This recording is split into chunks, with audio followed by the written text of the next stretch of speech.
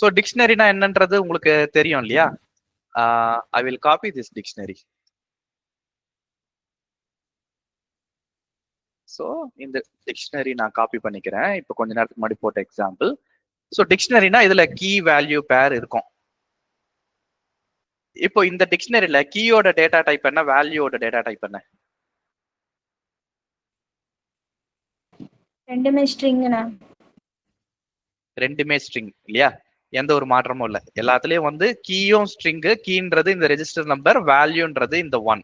Left சைட்ல இருக்கிறது key, right சைட்ல இருக்கிறது வேல்யூ. ரெண்டுமே டேட்டா டைப் வந்து ஸ்ட்ரிங். ஸோ இது வந்து dictionary of string and string. Okay, key வந்து ஸ்ட்ரிங், வேல்யூ வந்து ஸ்ட்ரிங். இப்போ டிக்ஷனரி ஆஃப் டிக்ஷனரிஸ் அப்படின்றது nested dictionary. So anything one within the other இருந்ததுன்னா அது நெஸ்டட் அப்படின்னு சொல்லுவோம் இல்லையா?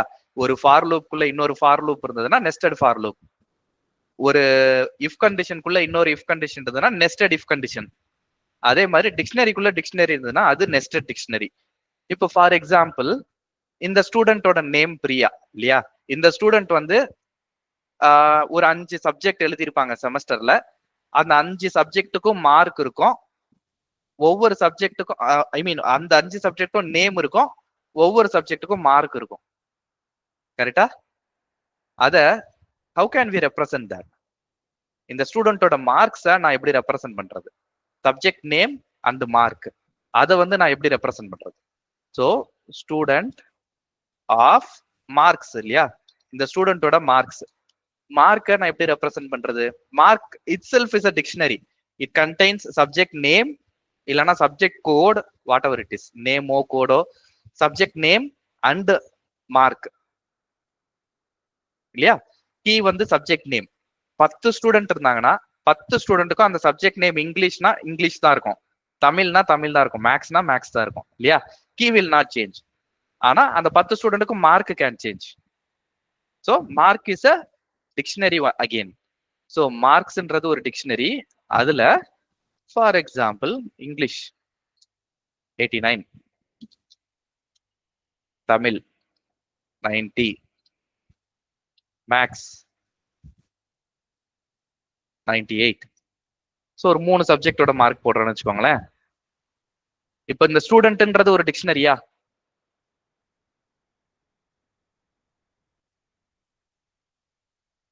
லைன் நம்பர் 1ல இருக்கிற ஸ்டூடெண்ட்ன்றது ஒரு டிக்ஷனரியா? Yes sir. ஆமா.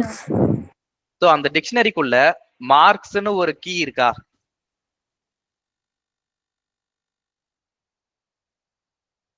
ஆமா சார். எஸ்ண்ணா. அந்த கீயோட வேல்யூவோட டேட்டா டைப் என்ன? டிக்ஷனரினா? ஸோ இதுதான் வந்து நெஸ்டட் டிக்ஷனரி. ஸோ ஒரு ஸ்டூடெண்ட் இருக்கு, ஒரு டிக்ஷனரி இருக்கு, அந்த டிக்ஷனரியில ஏதோ ஒரு கீக்கு வேல்யூ வந்து இன்னொரு டிக்ஷனரியா இருந்ததுன்னா that's dictionary of dictionaries, nested dictionary. அதை இப்படிதான் ரெப்ரசன்ட் பண்ணுவாங்க. சரியா? Any questions?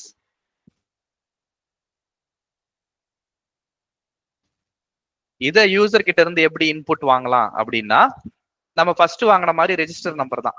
ரெஜிஸ்டர் நம்பர் நம்ம ஃபர்ஸ்ட் வாங்கின மாதிரி வாங்க போறோம். இப்போ ஸ்டூடெண்ட் ஈக்குவல் டு நான் எம்டி டிக்ஷனரி போட்டு I am going to comment these out.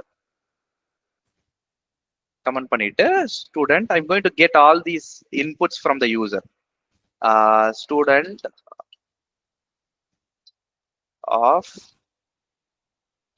Register number equal to input, enter your register number.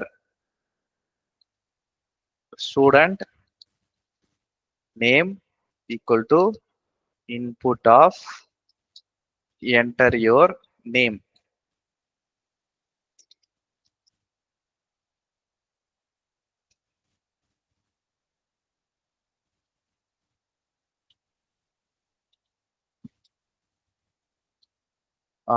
Department B, sorry, input enter your department இல்லையா? Enter your department. Okay, இது கேட்டாச்சு. இது வரைக்கும் கிரேடும் போட்டுருவோமா? Student of grade equal to input enter your grade. Okay, இது வரைக்கும் போட்டாச்சு. அடுத்து மார்க்ஸ். இப்ப இந்த ஸ்டூடெண்ட் டிக்ஷனரியில மார்க்ஸ்ன்னு சொல்லிட்டு ஒரு கீ இருக்கா?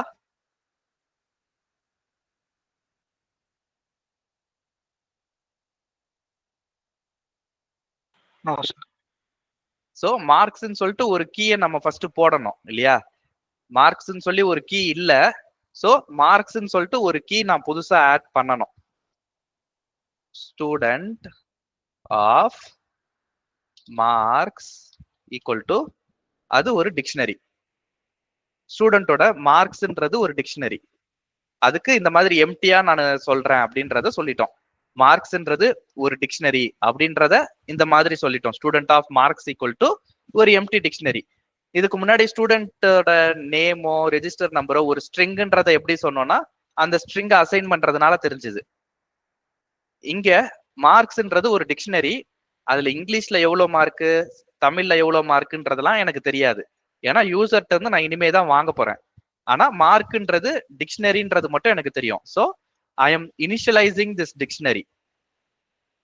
அந்த டிக்ஷனரி இனிஷியலைஸ் பண்ணிட்டு student of marks.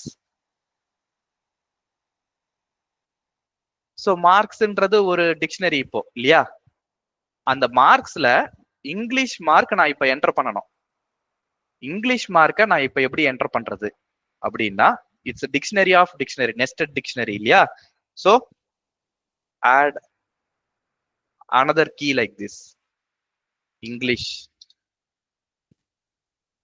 equal to say 19 வச்சுக்கோங்களேன். இந்த மாதிரி போட்டுக்கலாம். சோ இந்த மாதிரி மார்க் ஸ்டூடெண்ட் ஆஃப் மார்க்ஸ்ன்னு போட்டா இட் ரிட்டர்ன்ஸ் ஒன் டிக்ஷனரி. அந்த டிக்ஷனரின்றது மார்க்ஸ். அந்த டிக்ஷனரியில இருந்து நான் இங்கிலீஷை எடுக்கணும் அப்படின்னா இன்னொரு தடவை அந்த மாதிரி போட்டுக்கணும். போட்டு 19 போட்டோம்னா அந்த மார்க்ஸ்ல 19ன்ற வேல்யூ போய் ஸ்டோர் ஆயிடும். இத ரன் பண்ணி காட்டுறேன் நானு. I keep a breakpoint here, then we'll run this. நான் ஜஸ்ட் ரேண்டமா இன்புட் போட போறேன்.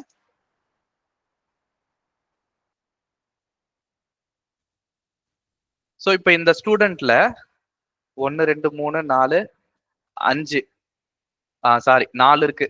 4 கீ இருக்கு. மார்க்ன்ற ஒண்ணு இல்ல இல்லையா? சோ இந்த இடத்துல மார்க்ஸ் அப்படின்ற ஒரு கீயை நான் இன்சர்ட் பண்ண போறேன்.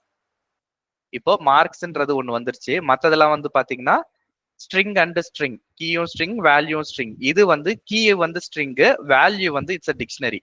இது வந்து டிஃபரெண்ட் டேட்டா டைப் இல்லையா?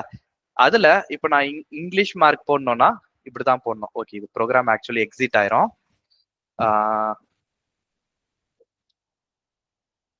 சும்மா ரேண்டமா ஒரு இது போட்டுக்கிறேன். so that the break point will hit and the program will stop here.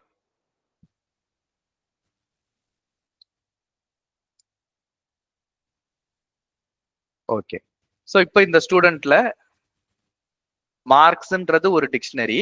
இதை எக்ஸ்பேண்ட் பண்ணி பார்த்தோம்னா அதுல ஒரே ஒரு கீ வேல்யூ பேர் இருக்கு. அதுல கீயோட டேட்டா டைப் வந்து ஸ்ட்ரிங், வேல்யூவோட டேட்டா டைப் வந்து இன்டீஜர். ஓகே, சோ இப்போ லைன் நம்பர் 14 இல்லாம லைன் நம்பர் 14 எதுக்கு அனாவசியமா? டைரக்டா இப்படி போட்டா ஒர்க் ஆகாதா? இந்த லைனை கமெண்ட் பண்ணி பார்ப்போம். ஓகே, இந்த லைனை கமெண்ட் பண்ணிட்டு we'll keep break point here. ஒரு டிக்ஷனரியில இல்லாத கீயை எடுக்க ட்ரை பண்ணோம்னா என்ன நடக்கும்?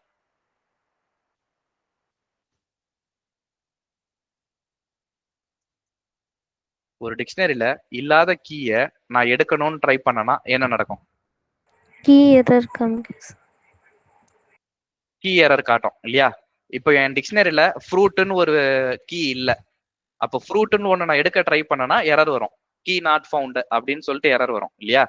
அதே மாதிரிதான் இங்க ஸ்டூடெண்ட் ஆஃப் மார்க்ஸ்ன்றது இந்த ஸ்டூடெண்ட்லயே இல்ல. இல்லாத ஒன்னை எடுக்க ட்ரை பண்ணா எனக்கு இங்க எரர் வரும்.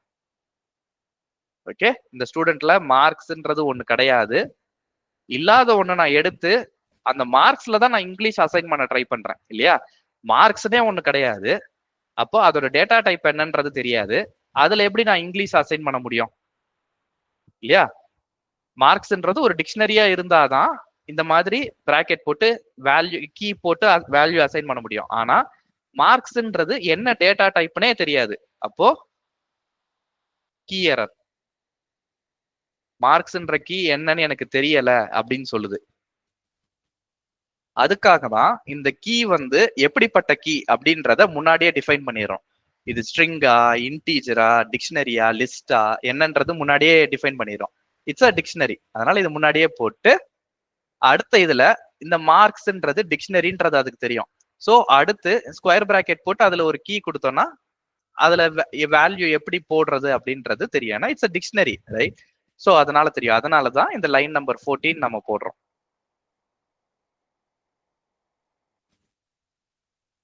Okay, any questions?